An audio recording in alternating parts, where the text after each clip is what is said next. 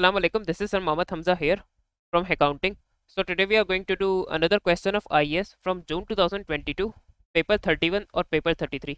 दोनों वेरिएंट्स पे same question है IAS का.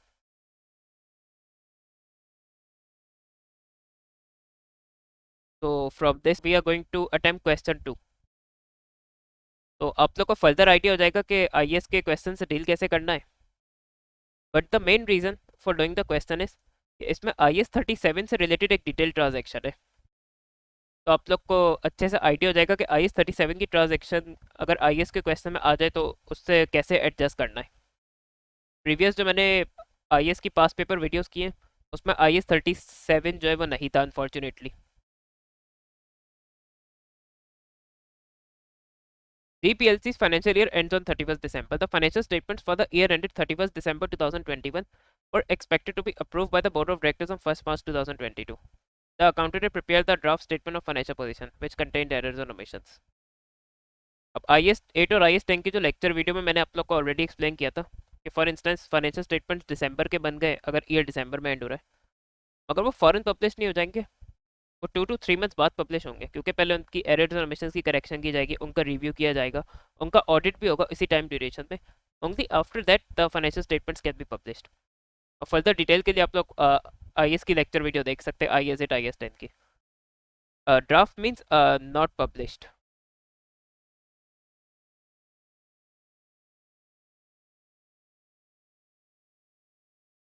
So let's take a look at the draft statement of financial position. Non-current asset, property, plant and equipment, inventory, trade, receivable, cash and cash equivalent, ordinary share $1 shares. So par value is $1. Retained earnings, current trade payables, other payables. So now inventory comprised of the following items. And here we can take a look at the statement of financial position. So inventory has been valued at 80,000. And if we look at the detail of inventory, so 80,000 is the total of the purchase cost. And it's saying that only the purchase cost of each category had been taken into account. इसका मतलब inventory को cost पे value कर दिया, और normally में inventory को cost पे वैल्यू करना चाहिए. बट यहाँ अगर आप लोग देखें तो estimated selling price, estimated cost of repairing, estimated selling expenses, तो अगर हम expected selling price minus selling expenses करें तो इन इन्वेंट्रीज की नेट रियलाइजेबल वैल्यू भी कैलकुलेट की जा सकती है. और कॉस्ट को हमें नेट रियलाइजेबल वैल्यू से कंपेयर करना होता है, और फिर उनमें से जो जो लोअर वैल्यू होती है that is chosen as the value of inventory. यहाँ आप लोग ये भी देख सकते हैं कि इन्वेंट्री की डिफरेंट कैटेगरीज दी हुई है. तो सर्टेन बिजनेसेस की डिफरेंट कैटेगरीज ऑफ इन्वेंट्री भी होती है. फॉर इंस्टेंस अगर हम किसी टेक्सटाइल कंपनी की एग्जांपल ले ले, फॉर इंस्टेंस गुल अहमद, तो उनका जो लेडीज़ क्लोथिंग है उसकी इन्वेंट्री अलग होगी, जो उनकी जेंट्स की क्लोथिंग है उसकी इन्वेंट्री अलग होगी, जो उनकी पे चिल्ड्रंस की क्लोथिंग है उसकी इन्वेंट्री अलग होगी, और अब वो फॉर्मल क्लोथिंग की कैटेगरी में भी आ गए हैं तो उसकी इन्वेंट्री अलग होगी.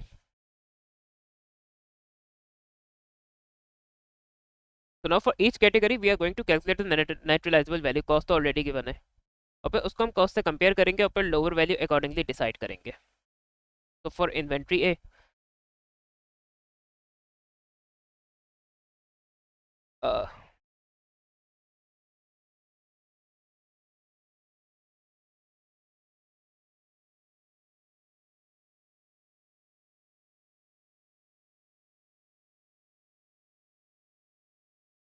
इसकी नेट रियलाइजेबल वैल्यू 91,000 है, कॉस्ट 57,000 है. सो इन्वेंट्री ए को तो हमने सही किया कॉस्ट पे वैल्यू करके. Now for inventory B, 14 minus 3, तो 11,000 is the NRV of inventory B. अब इसकी NRV कॉस्ट से लोअर है तो इन्वेंट्री भी should be valued eight NRV instead of cost. तो इसको कॉस्ट पे नहीं वैल्यू होना चाहिए, तो NRV पे वैल्यू होना चाहिए. And now for inventory C. For inventory C, there are two selling expenses. One is estimated selling expenses and another is estimated cost of repairing. तो अगर किसी इन्वेंट्री के लिए मल्टीपल सेलिंग एक्सपेंसेस दिए हुए, तो in order to calculate the NRV, selling price में से मल्टीपल सेलिंग एक्सपेंसेस माइनस करेंगे तो फिर हमारी NRV आएगी. तो 12,000, 2,500, 1,000.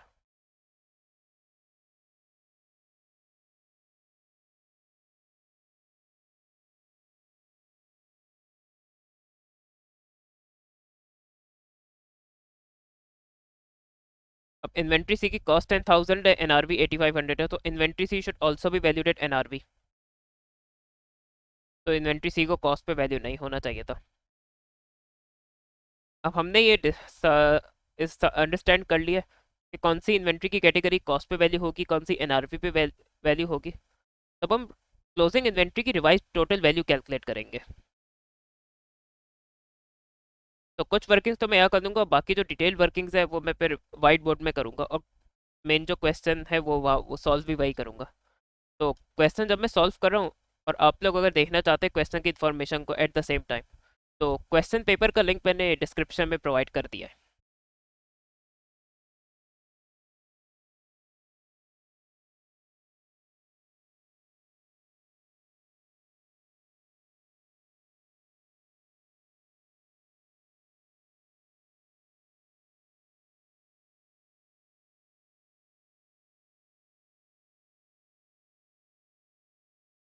तो 57,000 पे इन्वेंट्री ए होगी, 11,000 पे इन्वेंट्री बी होगी, एंड 8,500 पे सी।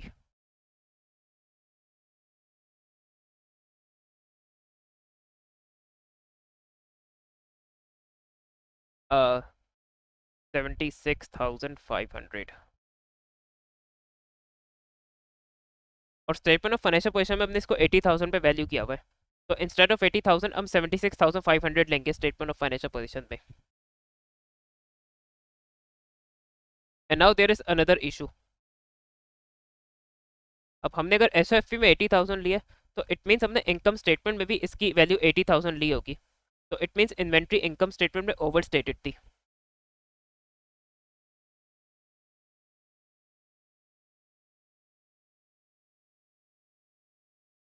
So if closing inventory is overstated, तो क्लोजिंग इन्वेंट्री माइनस होती है कॉस्ट ऑफ सेल्स में से, कि प्रीवियस क्वेश्चन में भी एक्सप्लेन किया था। तो अब क्लोजिंग इन्वेंट्री अगर ओवरस्टेटेड थी तो कॉस्ट ऑफ सेल्स अंडरस्टेट हो गई होगी, जिसकी वजह से प्रॉफिट ओवरस्टेट हो गया होगा।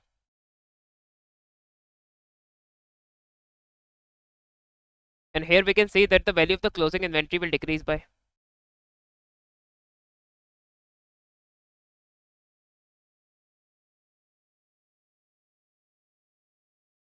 3,500, which is the difference of 80,000 and 76,500। तो अब क्लोजिंग इन्वेंट्री की वैल्यू जब डिक्रीज होगी, तो अब lower value cost of sales में से माइनस होगी क्लोजिंग इन्वेंट्री की, तो कॉस्ट ऑफ सेल्स जब डिक्रीज होती है, तो that increases the cost of sales, and that in turn will decrease the profits. And the problem quite similar to the previous question is कि अगर information को read करें तो इनकम स्टेटमेंट बनाने के लिए ऐसा कोई इन्फॉर्मेशन प्रोवाइडेड नहीं है इस क्वेश्चन में, तो इनकम स्टेटमेंट प्रिपेयर करके तो हम प्रॉफिट की करेक्शन नहीं कर सकते। लेकिन अगर आप लोगों ने कंपनी अकाउंट्स स्टडी की हो, तो कंपनी का जो प्रॉफिट है वो रिटेन अर्निंग्स में ऐड होता है, और रिटेन अर्निंग्स में दूसरी एडजस्टमेंट्स भी होती है, तो फिर रिटेन अर्निंग्स का ही क्लोजिंग बैलेंस आता है। तो अब अगर हमें प्रॉफिट की करेक्शन करनी, तो हमें रिटेन अर्निंग्स की करेक्शन करनी पड़ेगी, तो प्रॉफिट करेक्ट हो जाएगा।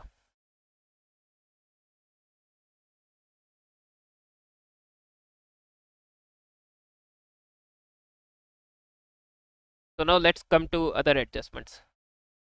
A machine costing 8,000 had been purchased on 1st December 2021. GPLC had paid 30,000 for the machine, and the balance was to be paid by check on 1st Feb 2022. Only the initial payment of 30,000 was recorded in the relevant accounts. The annual rate of depreciation is 15% per annum using the RBM. A full year's depreciation is charged in the year of purchase. तो ये machine although हमने बिल्कुल year and में purchase की है, but full year's depreciation will be charged on this machine. और problem क्या है कि इसकी ओरिजिनल कॉस्ट 80,000 है, but we have only paid 30,000, and the balance was to be paid by first Feb 2022। So it means remaining amount is 50,000.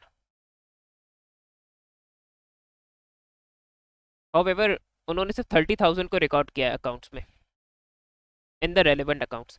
The annual rate of depreciation is 15% per annum using the RBM. तो सिर्फ 30,000 को record किया है, तो 30,000 पे ही सिर्फ depreciation charge की गई होगी. And for the non current assets depreciation is always charge on the original cost.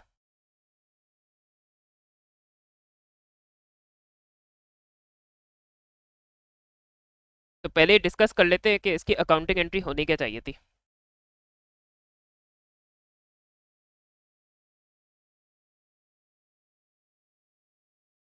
Machine को 80,000 से डेबिट करना चाहिए था. हमने पे किया 30,000. 30,000 बैंक में क्रेडिट होना चाहिए था. And the 50,000 is a due amount which we have to pay on 1st Feb 2022. And currently, as per this question, we are at December 2021. And if we have to pay a amount on 1st Feb 2022, it means it's a current liability. So other payables, machine. So debit is total of debit is 80,000, but total of credit is also 80,000. ये entry होनी चाहिए थी. But उसने से 30,000 को record किया. It means 30,000 bank में credit हुआ होगा. And 30,000 is a part of cost of the machine. तो 30,000 पे उसने मशीन में डेबिट कर दिया होगा.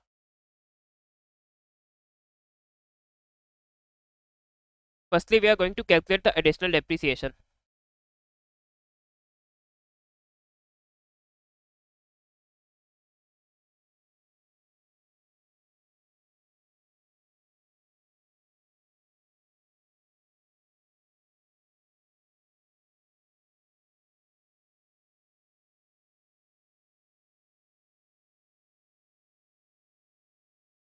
Multiply by 15%.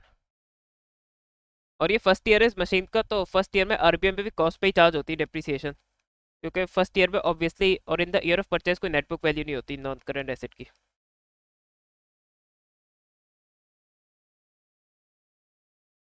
तो ये एडिशनल डेप्रिसिएशन ऑब्वियसली प्रॉफिट को भी डिक्रीज करेगी. तो रिटेन अर्निंग में एडजस्ट करना पड़ेगा.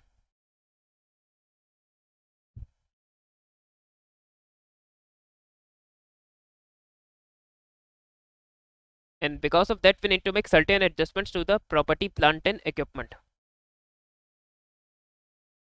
बट वो मैं अभी इसलिए नहीं करूंगा because there is another adjustment for non-current asset as well. A building which had cost 300,000 with an accumulated depreciation at year end was revalued and that date at 350,000.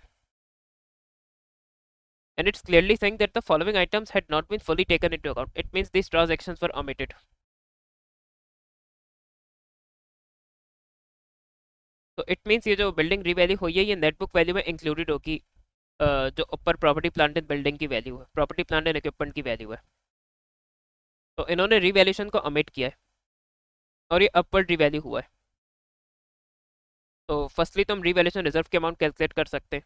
तो रीवैल्यूशन रिजर्व के amount हम equity के section में mention कर देंगे when we will prepare statement of financial position.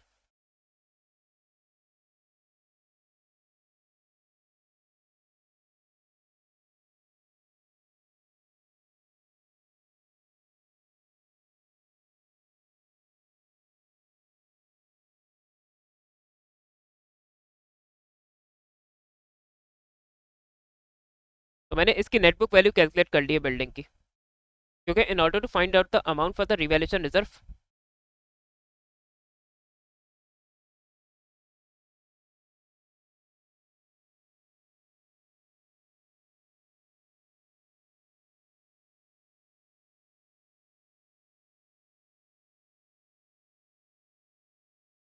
तो अगर मैं रिवैल्यूशन रिजर्व के अमाउंट निकाल दी तो उसके लिए रीवैल्यूड अमाउंट का नेट बुक वैल्यू से कंपैरिजन होता है. इसका एक और मेथड भी but that is more time consuming. तो students usually prefer this method. तो मैं भी अभी इसी से कर रहा हूँ. तो the revalued amount is 350,000 and the net book value is 204,000.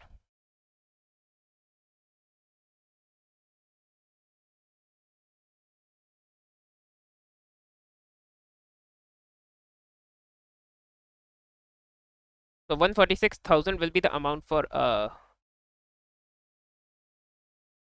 revaluation reserve. Now the remaining two adjustments are not related to the non-current assets.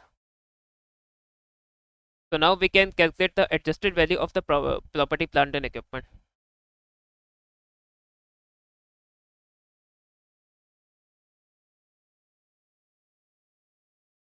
Bye the वे जिस बिल्डिंग को रिवैल्यू किया तो उसकी कॉस्ट और एक्यूमुलेटेड डेप्रिसिएशन भी given है.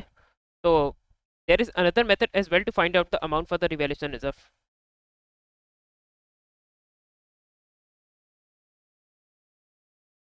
तो cost तो उसकी रिवैल्यू अमाउंट 350,000 है एंड कॉस्ट वाज 300,000. तो cost obviously will increase by 50,000.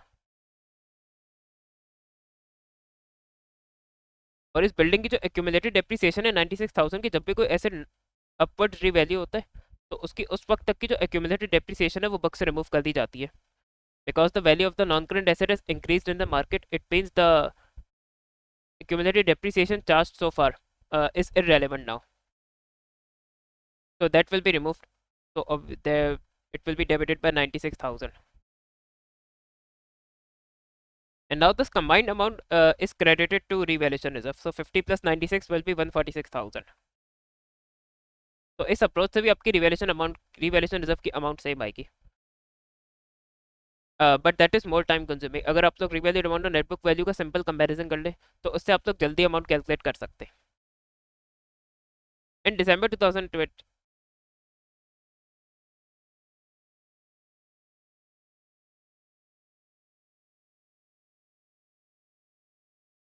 Now let's calculate the corrected value for property, plant and equipment. 606. जो मशीन की एडिशनल 50,000 कॉस्ट है जो हमने नई रिकॉर्ड की थी. फिर मशीन की जो एडिशनल डेप्रिसिएशन है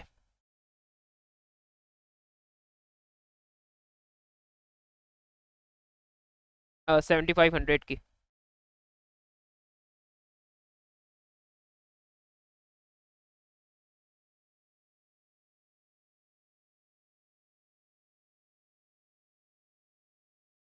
और फिर जो बिल्डिंग है उसकी नेटबुक वैल्यू इंक्लूडेड थी इसमें.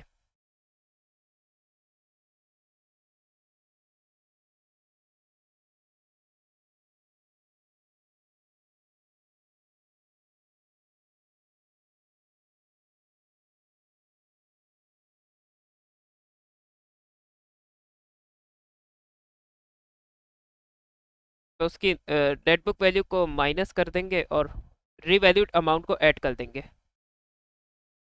This is one method to deal with such non-current asset which has been revalued.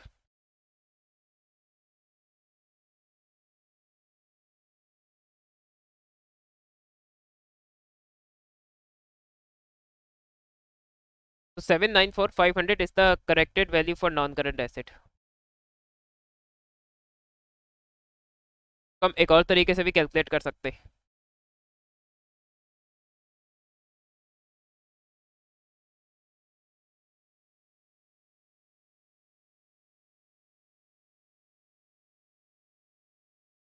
जो बिल्डिंग है,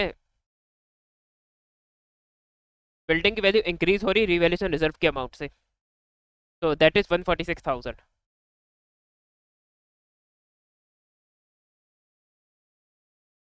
तो 606,000 plus 50,000 minus 7,500 plus 146,000. So we will still get 794,500.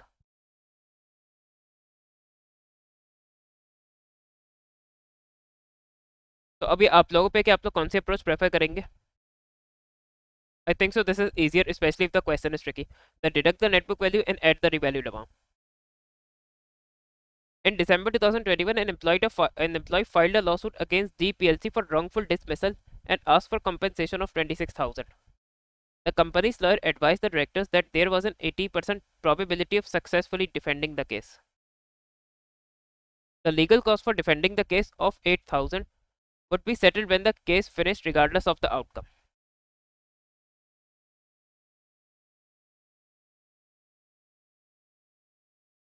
तो यहाँ एम्प्लॉय ने wrongful dismissal के लिए सू किया कंपनी को. An employee wants 26,000 from the company if the employee wins the case. The company's lawyer advised the directors that there was an 80% probability of successfully defending the case. अब मैं आप लोग obviously law के expert नहीं, because we are studying accounting not law, पर court पे जिस पे केस किया जाता है, अब इस केस कोर्ट केस पे कंपनी सू हुई है बाय द एम्प्लॉय, तो obviously company is going to defend itself in the court, तो obviously company will be the defendant.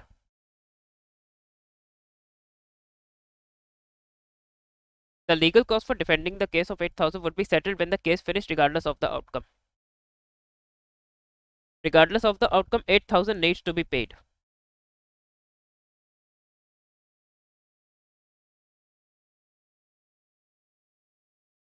तो लीगल कॉस्ट की एट ऑल कॉस्ट हमें 8,000 पे करना है, लेकिन अब हमें ये नहीं पता कि उसे कब पे करना है, क्योंकि हमें ये नहीं पता कि कोर्ट केस कब खत्म होगा.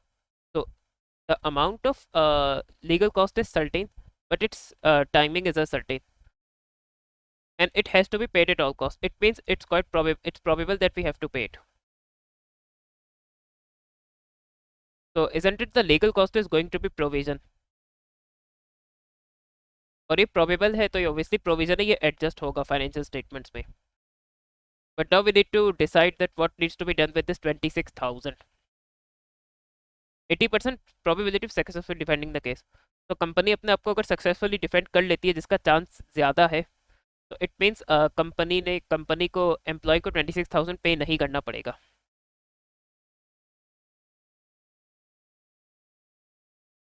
अगर ये 80% probability of successfully losing the case होता बाय द कंपनी, तो इट मीन ज़्यादा चांस होता कि या प्रोबेबल होता कि हमें उसको एम्प्लॉय को 26,000 पे करने पड़ेंगे.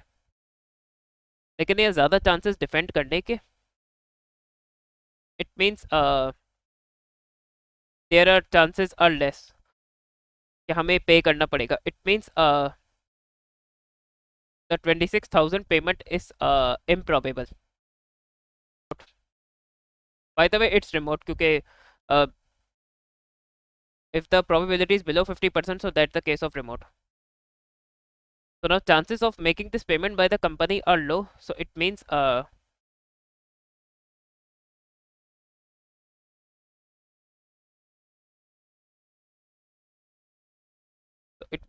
26,000 will be a contingent liability. अगर ये probable होता तो ये provision adjust होता, and contingent liability is not adjusted. Rather, its details will be disclosed or shown in notes to the financial statements.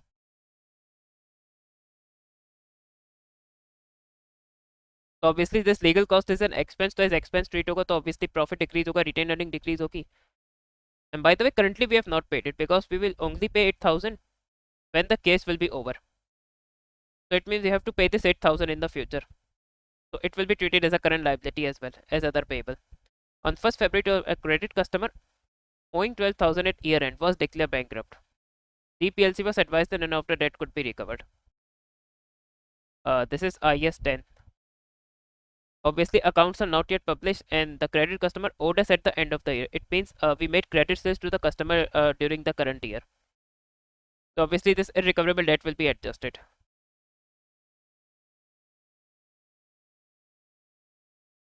And point 3 was all about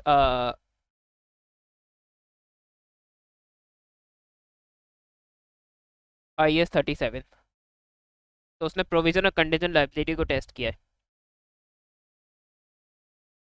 Now prepare a revised statement of financial position. Before that, अच्छा point 4 की वजह से trade receivable की value में corrected calculate करनी पड़ेगी, तो कर लेते.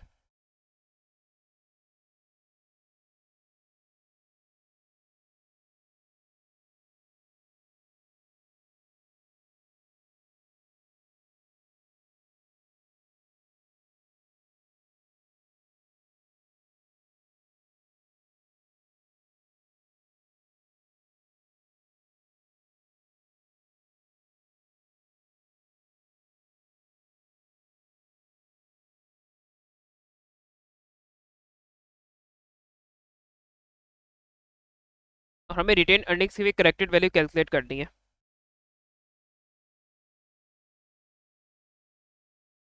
Firstly the decrease in closing inventory.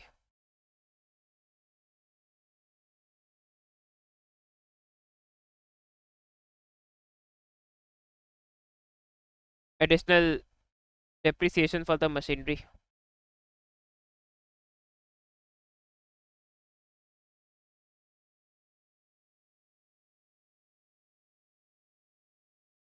Irrecoverable debt of 12,000.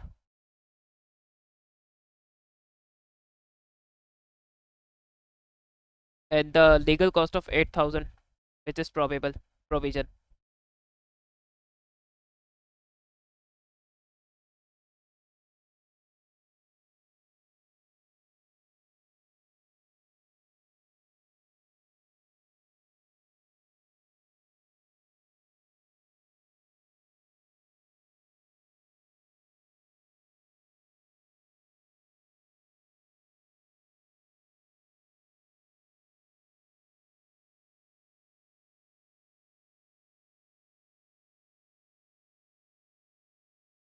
तो रिटेन अर्निंग्स की हम करेक्टेड वैल्यू निकालेंगे मैंने।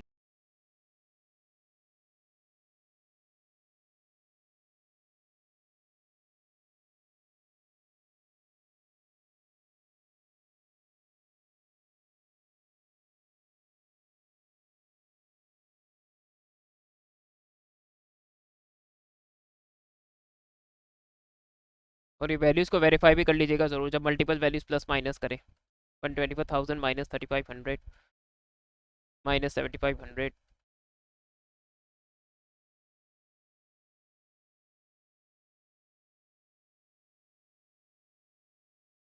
so that is 153,000.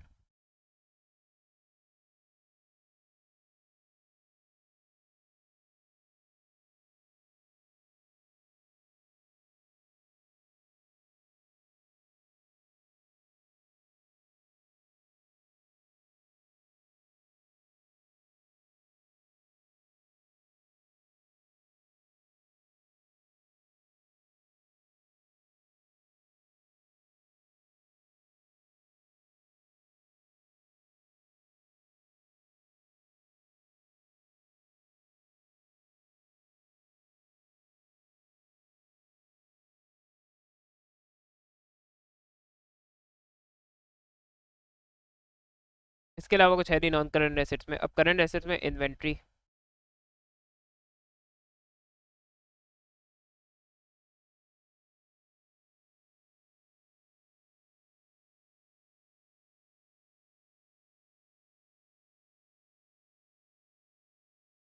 Corrected value for trade receivables is going to be 150,000 152,000 जो हमने कैलकुलेट की थी।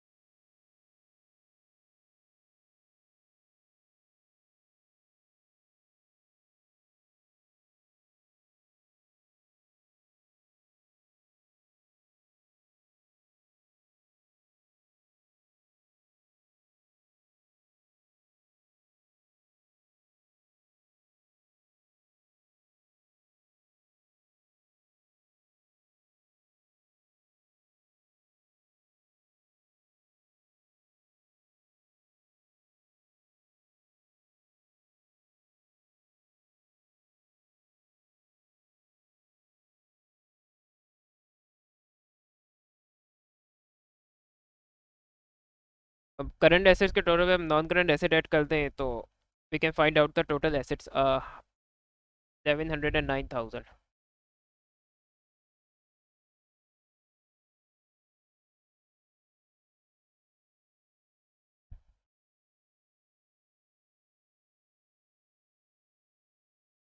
Now current liabilities, trade payables में कोई चेंज नहीं हुआ, एज इट इज आ जाएंगे।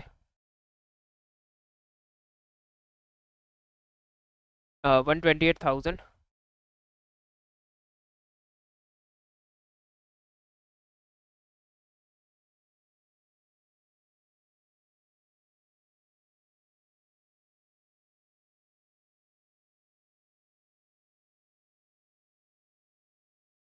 अब अदर पेबल्स पे सर्टेन चेंजेस होंगे।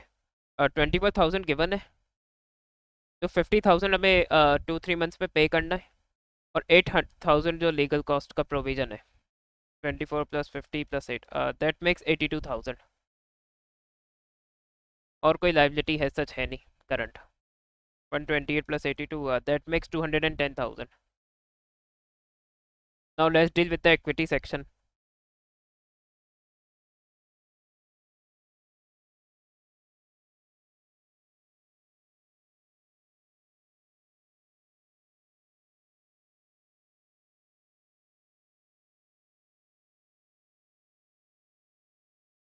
और डेली share capital as it is आ जाएगा, उसमें कोई चेंज नहीं है।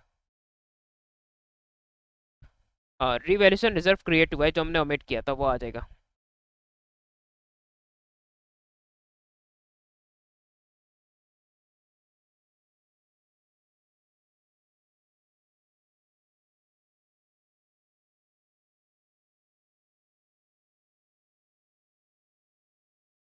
तो that is 146,000।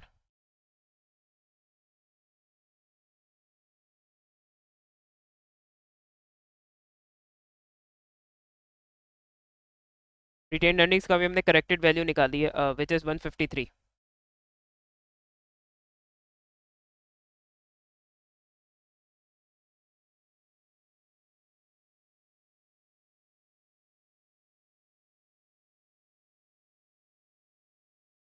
Eight 99।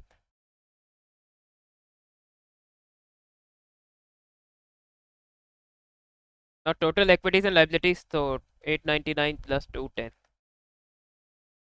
So total equity and liabilities is 109,000।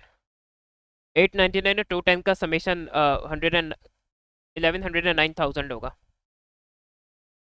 और अगर हम देखें तो ये टोटल एसेट से मैच भी कर रहा है।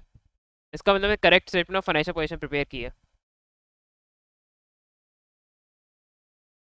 Explain the correct accounting treatments of the claim and the legal cost in item 3 in relevance in reference to the relevant international accounting standards IAS। तो हमें सिर्फ इस पे जो पॉइंट 3 है उसकी ही एडजस्टमेंट्स एक्सप्लेन करनी है by linking it to the IAS। तो उसमें लास्ट क्वेश्चन से कम ख्वारी लगेगी। तो the easier thing to discuss is the legal cost of 8,000।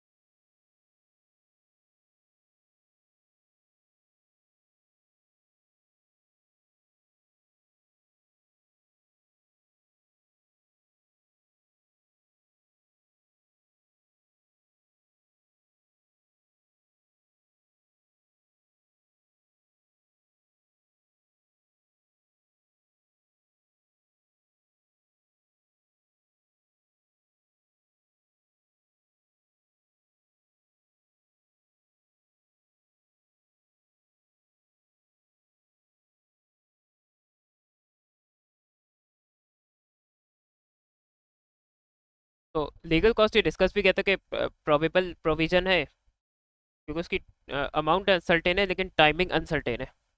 और वो प्रोबेबल भी क्योंकि वी हैव टू पे इट एट ऑल कॉस्ट। तो obviously it will be adjusted in the financial statement, तो वो एडजस्टमेंट मैंने बता दी है।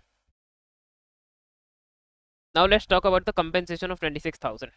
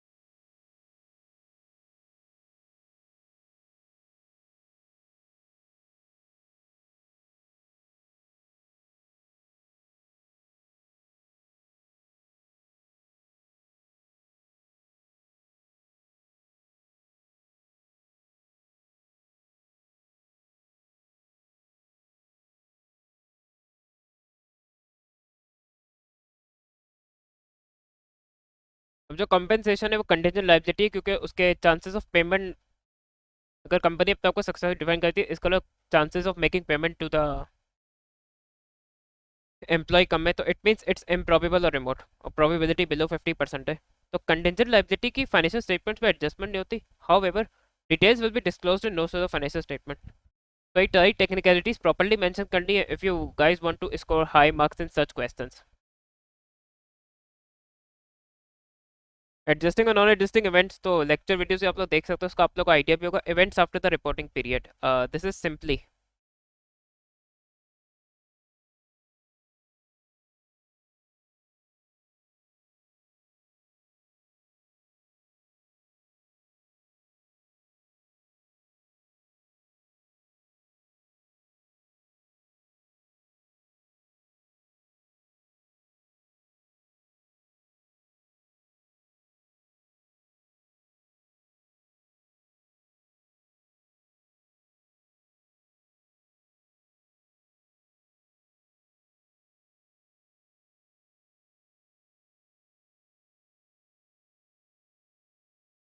so events after the reporting period simply transactions which are discovered or which occur between the reporting date. Reporting date is the accounting year end for a company. जिस year, जिस date में company का accounting year and होता है वो reporting date होती है, और जिस डेट के फाइनेंशियल स्टेटमेंट्स बन रहे होते हैं ऑब्वियसली ईयर एंड के, and the date of publishing financial statements. तो इन दो डेट्स के बीच में जो ट्रांजेक्शन डिस्कवर होती है, अगर होती है, those are simply events after the reporting period. तो आई होप सो आप लोग को फर्दर आईएएस क्लियर हुआ होगा, आईएएस 37 स्पेसिफिकली क्लियर हुआ होगा that how to deal with it. अल्लाह हाफिज।